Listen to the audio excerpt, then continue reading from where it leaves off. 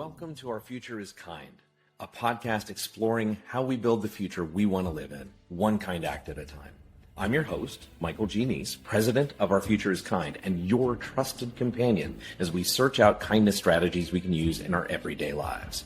Together, as we chase the idea of building a kinder future, we will interview experts in kindness, team building, human motivation, corporate culture building, relationships, plus politicians, artists, and those with a vision for a healthy and kind future, one we all want to live in and deserve to enjoy together. In addition to interviews, we will consider positive depictions of humanity's future in art, literature, the movies, and media. And we will issue kindness challenges each week, give an update about Our Future is Kind, the company, and what it's doing to stay true to its mission. So, let's dive in. Before we start this episode, just a quick reminder about the Human Summit. It's a movement focused on connection over division, kindness over judgment, and empathy over apathy. If you want to learn more, check out www.thehumansummit.com/home. As one of the co-founders of this Human Summit, I'm so excited to tell you just a little bit about it.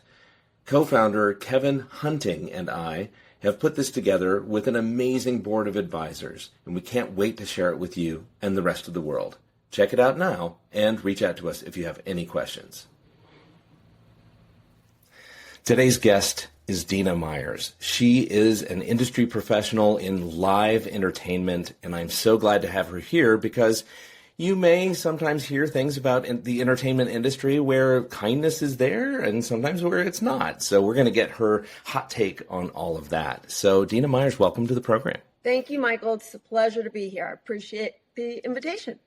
So glad to have you here. And I gave a very light introduction of who you are, but I want to ask you, what do you think makes you, you?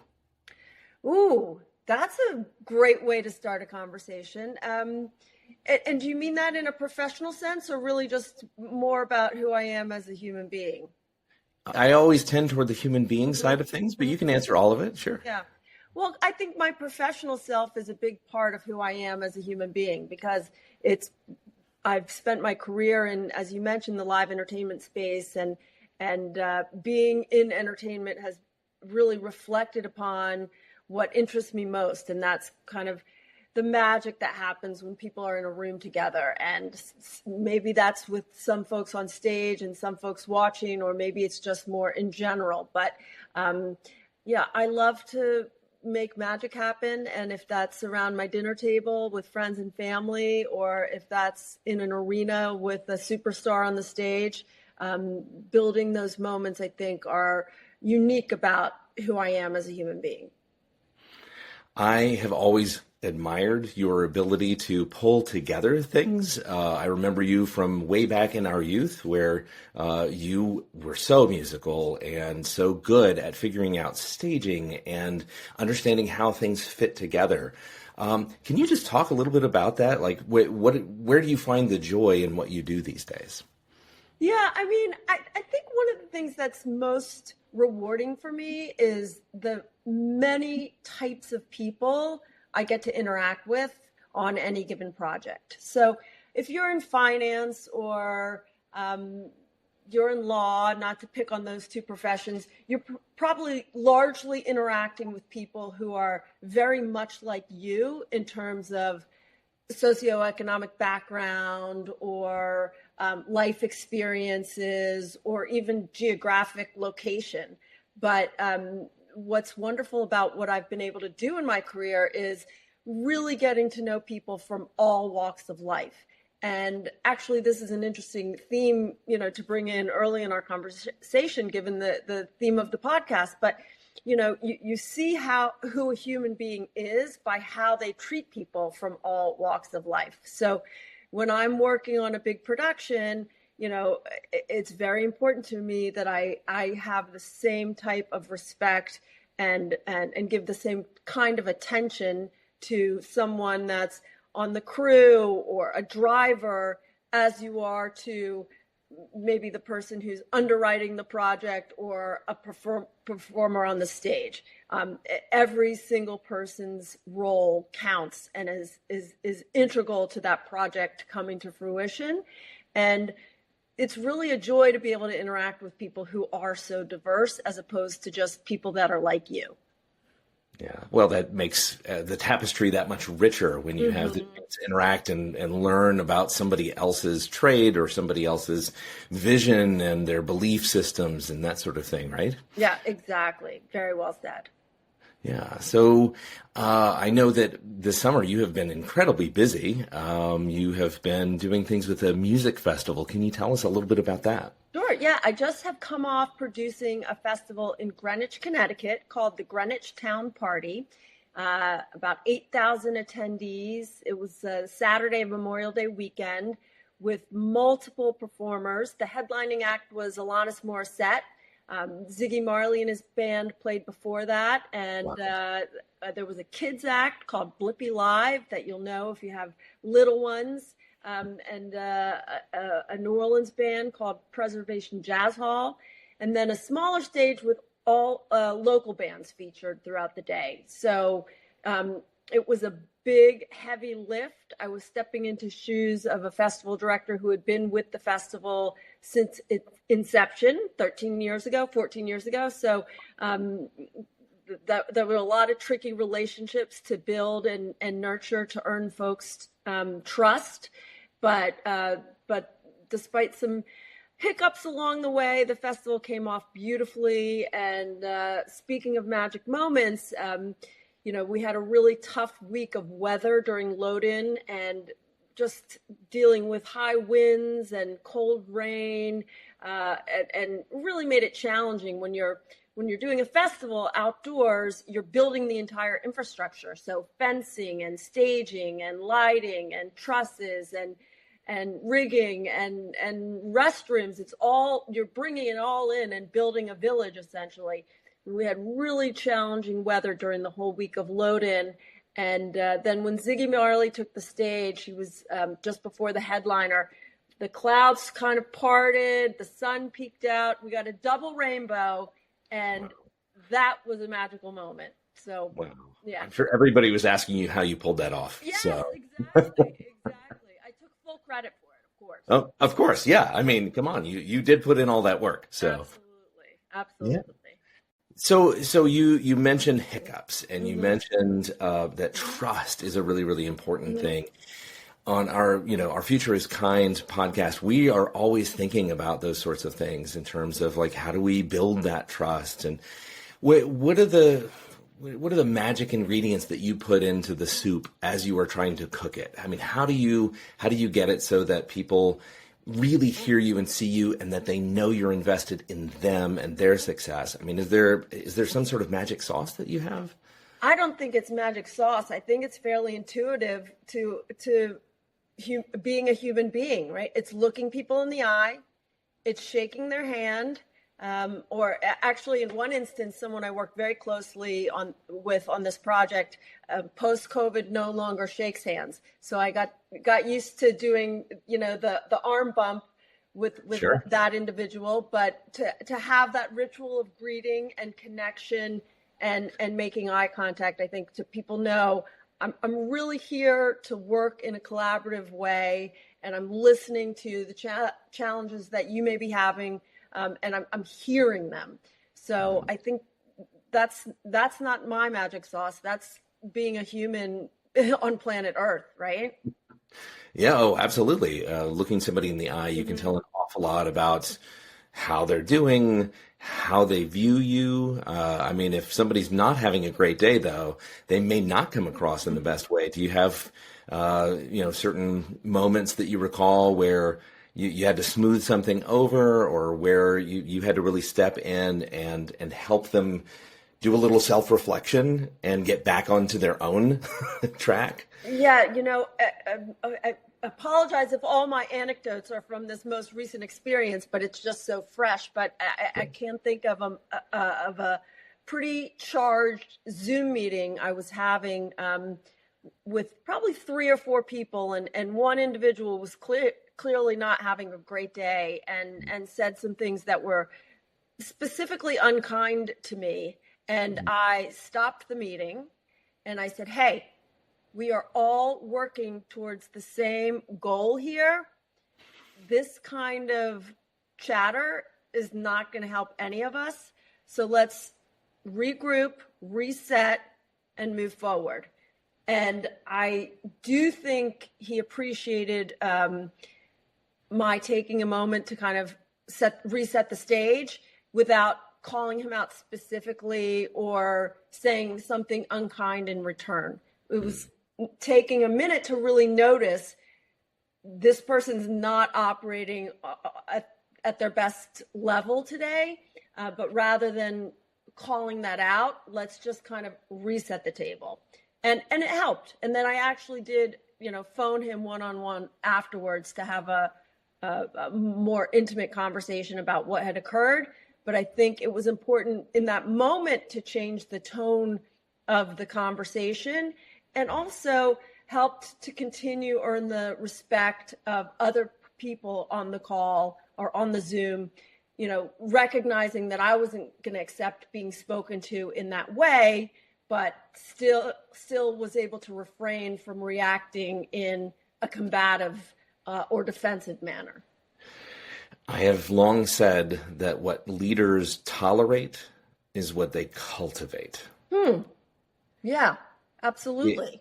So it sounds very much like you said, well, let's make sure that what we're cultivating is something that's a lot more professional. And it sounds like it was a really effective way of approaching this person and then having that private conversation afterwards. I'm sure that really helped make the connection a little deeper as well, right? Right. I think so. Seemed to work well in the moment, and we seem to be on a better path after that. So there are not just moments where people are feeling, out of sorts, like they're having a bad day. There are also moments where you have people with very different belief systems. Going through life, I'm guessing, I am, I'm sort of the visage of privilege. If to look at me, I'm going to guess that you, as a female in the live entertainment industry, that there may be some other hurdles that you face. There may also be some other factors. Can you speak to challenges that you've had and how you have faced those in a kind way, but also in a way that, you advocate for yourself appropriately and you are taking good care of other people who might be in your, so to speak, in your group? Yeah, that's an interesting question. So you're 100% right. The live entertainment industry has been largely an old school boys network. A lot of bad behavior has traditionally been accepted up until very recently, when the universe I operate in has become sort of conglomeratized in that there are major companies that are publicly traded that are now running this industry for the most part, and now we've lived through as a society the Me Too movement, all kinds of political upheaval, and there are HR departments in place where things are hopefully prevented in a way that they hadn't been always.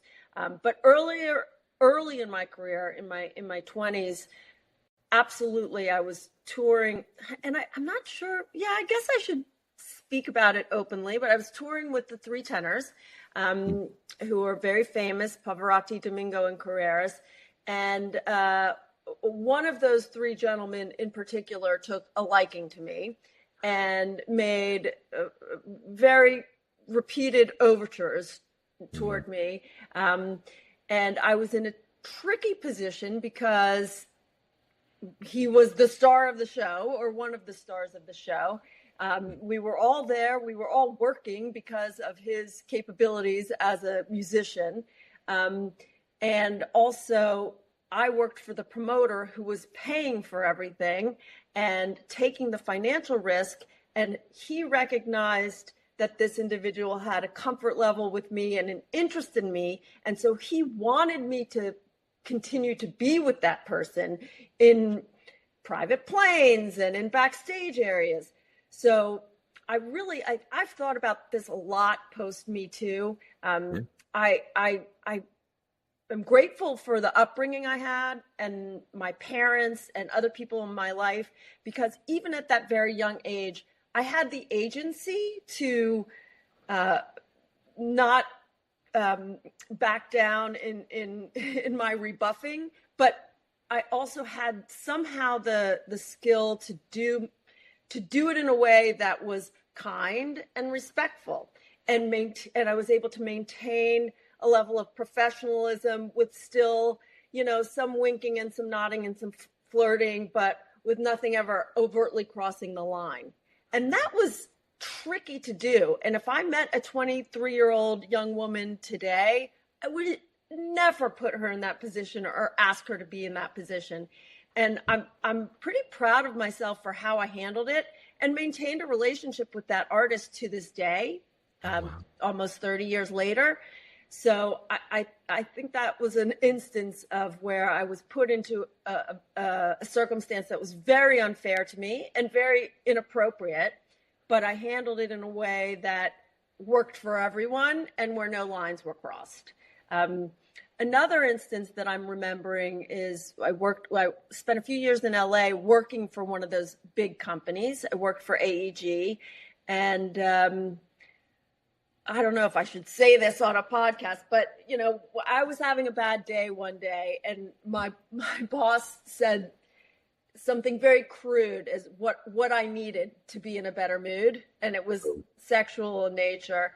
And I had to, in that moment, instead of reporting him to HR, which would have done nothing for my career, and I don't even know if we had an HR, had to figure out a way to kind of retort in a snarky way, but that wasn't disrespectful because he was my superior. And those were tricky things to do. And I'm again, very grateful to the people who raised me and influenced me from a young age, that I had the confidence and the agency, again, to use that word, to know that this was the right way to handle a tricky situation. Mad respect for both instances. Absolutely. Yeah. One of the things that always occurs to me as an ally is the importance of allyship along the way. I mean, it was amazing that you had the upbringing that you had. And I think it sounded like that really fortified an awful lot of what, gave you that agency. Can you speak a little bit about allyship and the importance of that? Have you found good allies along the way over your career? Have they stepped in? Have they been good to you? Have you had to be an ally to somebody else to help them out in a tricky situation? Because I know that's also a possibility. And is, in that sense, an ally like a mentor, or is that a little bit of a different type of role? The way I see allyship, and this is just me, this is my definition, if I'm in a situation where I have more privilege, then leveraging that privilege to the advantage of those who don't have it in the group. Right. Okay. I see what you're saying. Sadly, Michael, I've had not a lot of that coming my way. And I think it was probably largely due to timing. I mean, when I was entering my career in the sort of mid and late 90s, there weren't a lot of people in positions of power who were recognizing the kind of issues that I was facing.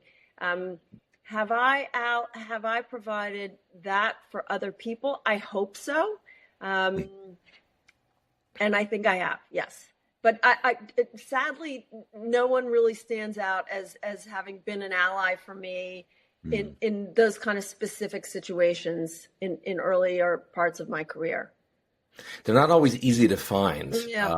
So if anybody's sitting and absorbing our conversation right now and taking notes, I ask everybody in our audience to think about how can you be a good ally to somebody who's facing an uphill challenge when you're in this moment of conflict and you see that, somebody is really getting the raw end of some deal. How can you step in? Is it a vocal thing? Is it a moment where you're asking the person who's under threat and then finding out what they would like for you to be doing? That has been one of my traditional things, is to not just assume that I know what's best, but always to ask the question in private, do you want me to step in here? Is there something you'd like me to say? How can I support you?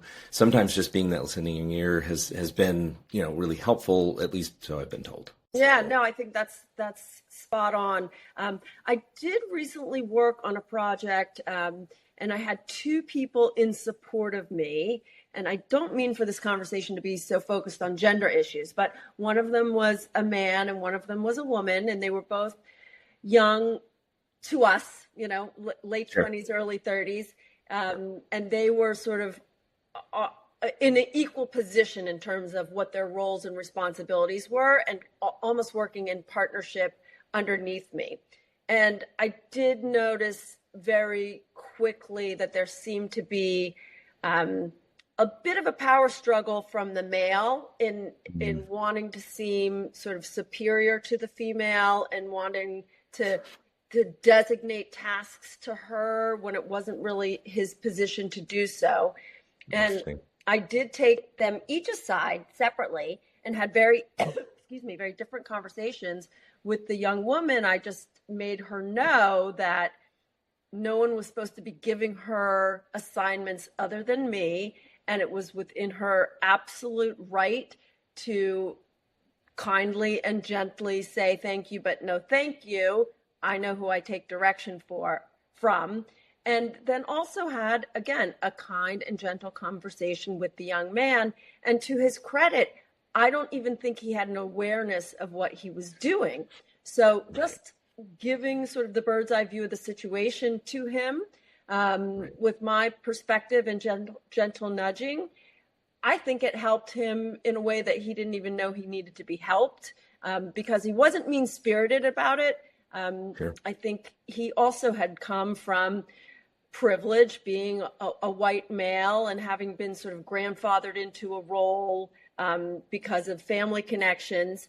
He wasn't even cognizant of the directions he was giving to his equal. So yeah, sometimes it just takes having that perspective, and being able to have two very different conversations with two different people to diffuse the situation. That's lovely. I think it's amazing, the intuitive approach that you have. I know I've always known you to be a person who has a strong sense of justice. Mm-hmm. And I've always loved that about you, because I remember, even when we were classmates, it was something that I had noticed about you. And I was like, wow, that Dina Meyers, she really understands that there is something to be said for standing up in terms of giving everybody the same equity and making sure that people are seen as having equal value. I'm wondering if you can talk to that just a little bit, because that's an observation from me. But I mean, how do you think of equity in general? Yeah, I'm very touched that you had that observation of me at a young age, and I think that is really part of who I am as well on a deep level. Yes, I believe deeply in justice and making sure everyone's voice is heard.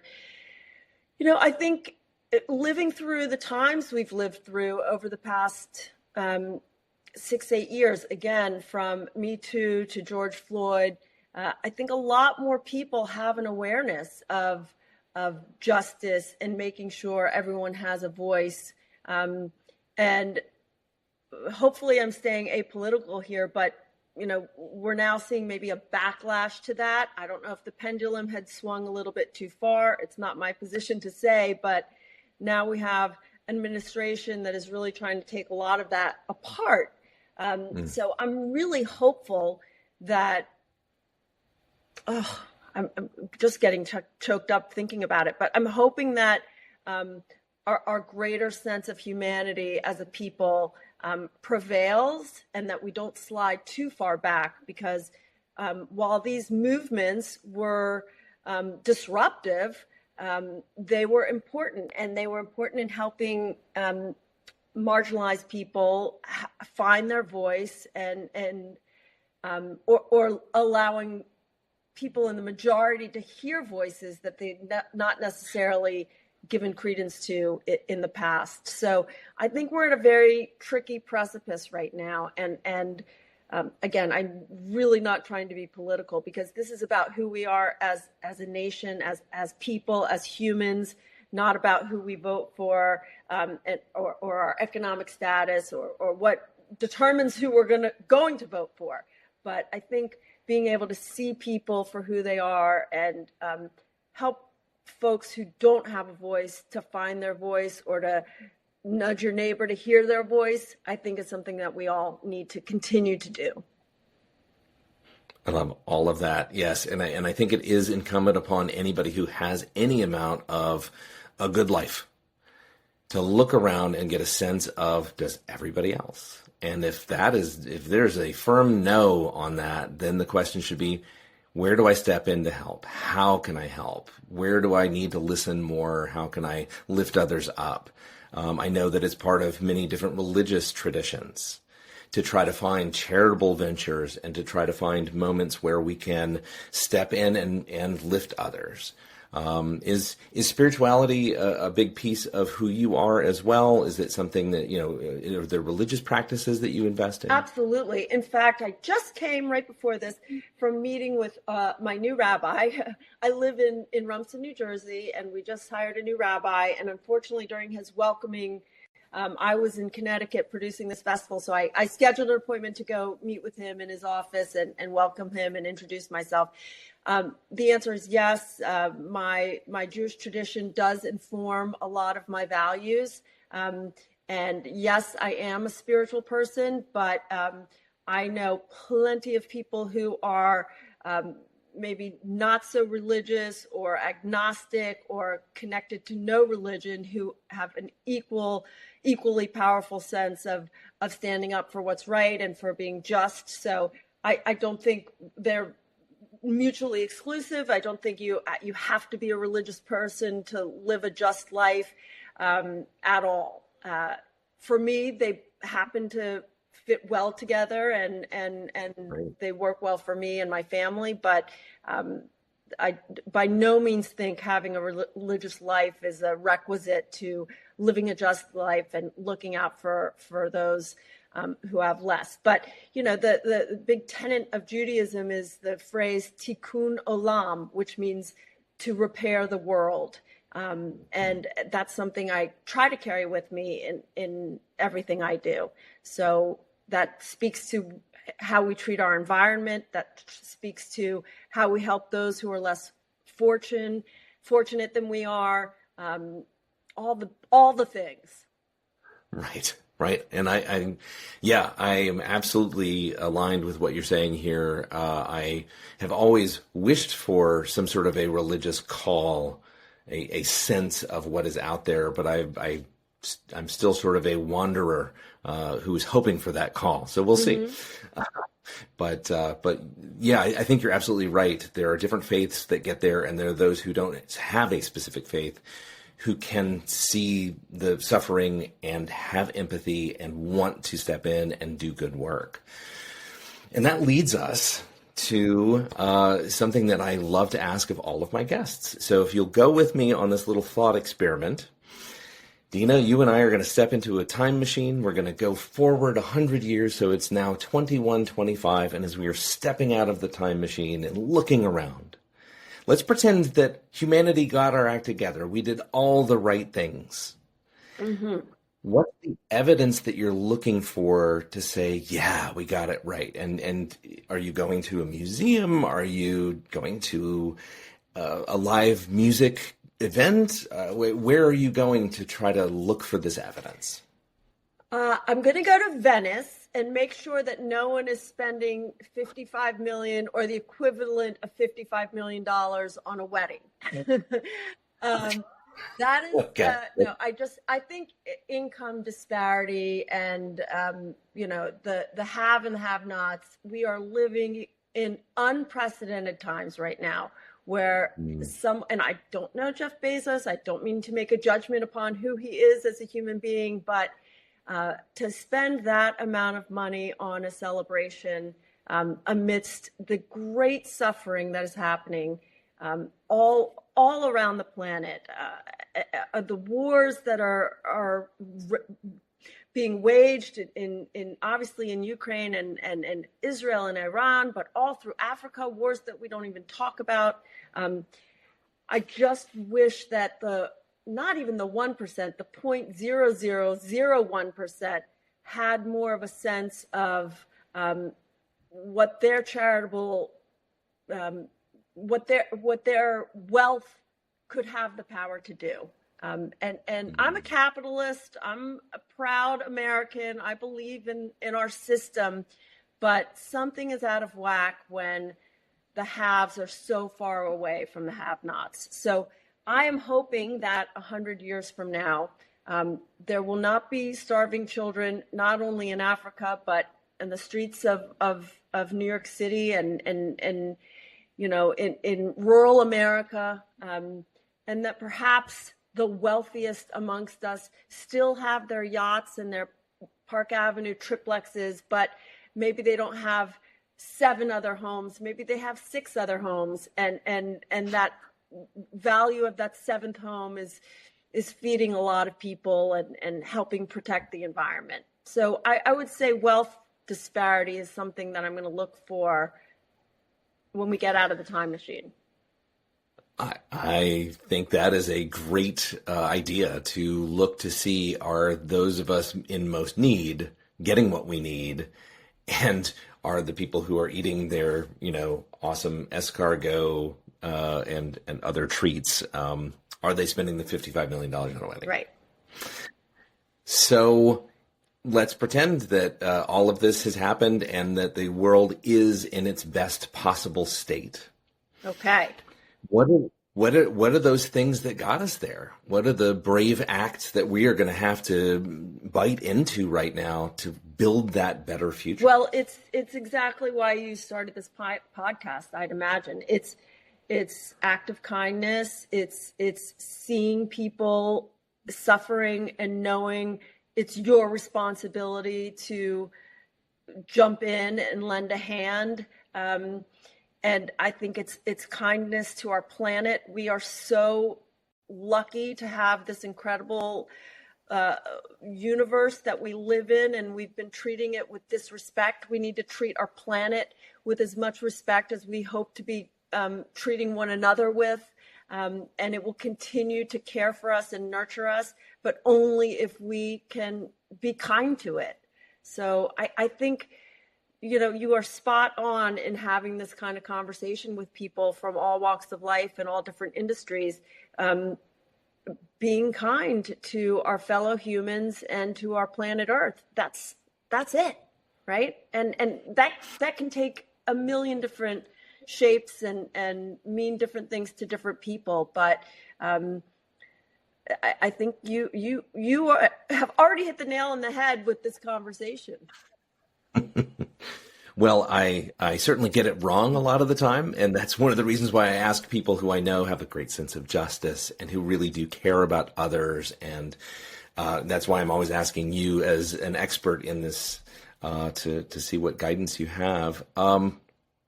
In order to live your life in a kind way, what are the kinds of practices that you engage in that you think help with that? Because you have somebody who's cutting you off on the highway and you get really mad.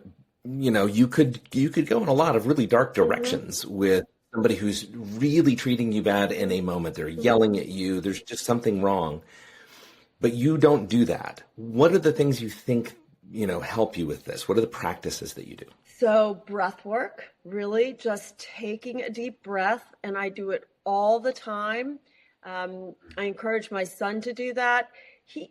My son's 11. When he was in, I want to say 1st grade, he had a mindfulness class, which, by the way, I think is amazing. That's part of the curriculum in elementary schools and middle schools now, which was never part of the curriculum when we were growing up.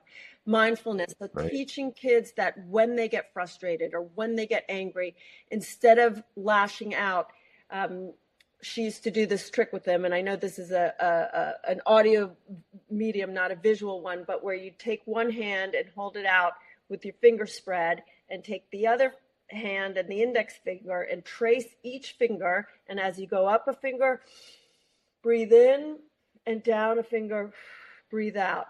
And by the time you've done that to 5 fingers, you have taken yourself out of that stressful position and into a place of calm. So that really simple childlike exercise, I find I do myself. And then I also just try and remember when I've been treated unkindly or someone's lost their temper at me. There's so many things that I am grateful for in my life, my friends, my family, my career, my good health. And most people are not as fortunate as I am. And if I'm on the receiving end of an outburst, I try to focus on that. That person is probably not as fortunate as I am and hasn't had as many things go their way as I have. And let them have that moment. And not everything always has to be a war, right? Sometimes some people just need to spew. And if you have the strength to receive it instead of shouting back, maybe that's helped that person in a way. So just remembering your good fortune, taking deep breaths. And I do this on a daily basis. This is not something out of the norm. Even just getting put on hold for the 11th time when you're trying to deal with your insurance company, remembering when the person comes back on the line, they don't need to be yelled at. They're just trying to do the best at doing their job. The system's pretty effed up, but they're not at fault. And really trying to remember that, because we all go through these little frustrations throughout our day, every day. That's part of living on planet Earth. But trying to remember to take those breaths and not make everything a war. I'm hoping that everybody's written this down in the notes, because I think it's really important you're not the first person to say breath work, but obviously it's something that works for you. It's something that works for me. And I encourage people who are listening in, tuning into this, that they are also going to take a few breaths. Do it right now, even while we have the rest of our conversation. I got to give you one other tip, Michael, because you will appreciate this since we go back to high school together. I worked with this great music teacher, Mrs. McKeever, who ran everything at our high school in the arts department, and she was very influential. She did this summer music camp at Brightleaf that I did a number of summers, and she had this great choreographer there named John Jacobson, who was the happiest person I've ever met to this day. Always started his day with a smile, and it was infectious. And he sat down and talked to us one day about if you feel upset, force yourself to smile. And the very physical act of upturning those two ends of your mouth has a physiological impact on you. And it's hard to stay in a bad mood if you have a smile on your face. So that was one trick. And the other thing he said that I'll never forget, if you see someone without a smile, give them yours. So sometimes just passing someone on the street, and I lived in New York City for over 20 years, and people walk around with their armor on and gruff, and sometimes just smiling at someone can change their outlook and the way they are going to approach the next hour of their day. So those two things, put a smile on your face, even when you don't feel like smiling, it'll change how you feel on the inside. And if you see someone without a smile, give them yours. And they may be confused at first, but at the end of it, they'll be feeling a lot better, and so will you. Exactly. I love all of that. So how do you stay inspired on a day? Let's say that things have not gone well. You've had 80 things that you had to do, and 79 of them were just a struggle or just didn't even happen. How do you stay inspired? What are the things that keep you going? Well, I love to exercise, and that keeps my mental state steady, even when I'm going through rough times. So daily exercise. I moved to Rumson, New Jersey, so I could live by the water, and I'm surrounded by it right now. So when I wake up in the morning, I see water. When I'm sleeping at night, I hear waves. And I think this is part of our natural status as human beings. Being by water has a really calming effect on almost everyone I know. So not everyone's going to be able to live by the water, then we'll have no more real estate at the beach. But even, if you have a lake or a reservoir or a bathtub, sometimes just being in water or near water can have a really calming effect on us. So being by the water, exercising regularly, and really my son gives me the most centering, because whatever's going wrong in my life, I have a late in life mom. I got pregnant at 40, which was not necessarily an easy thing to do. And I'm so blessed to have a healthy kid, and I just want to give him the best life ever. And so when I'm feeling really frustrated and angst-ridden, I just remember that I've got to push through it, because I'm his leader in this life for now, and I got to continue setting an example of putting one foot in front of the other, no matter what you're saddled with. Well, it seems to me he's really lucky to have you as a mom. Thank you. And I'm lucky to have him as a kid. That's great. That's wonderful.